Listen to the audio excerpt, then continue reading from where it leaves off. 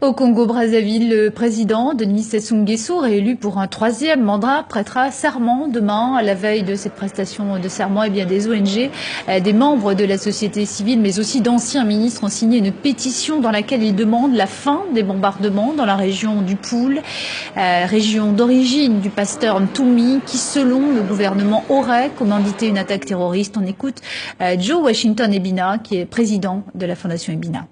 Nous lançons un appel pour qu'il y ait d'autres méthodes pour que des situations et des conflits soient réglés. Obligatoirement, dans la mesure où les populations se retrouvent dans les forêts.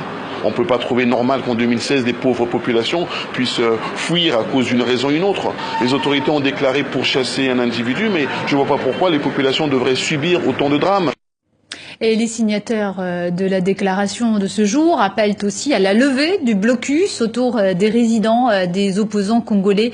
On écoute Gilda Moutsara Gambou, elle est écrivaine et ex-candidate à la présidentielle de 2016.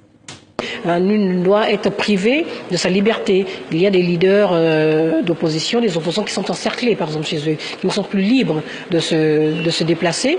Eh bien, nous avons plusieurs, d'après les déclarations officielles, nous avons Okombi Salessa, Jean-Marie Michel Mokoko, par exemple, ne citer que cela. Donc la question de sécurité est une question globale. Il ne faut pas la régionaliser. Il ne faut pas seulement stigmatiser une région.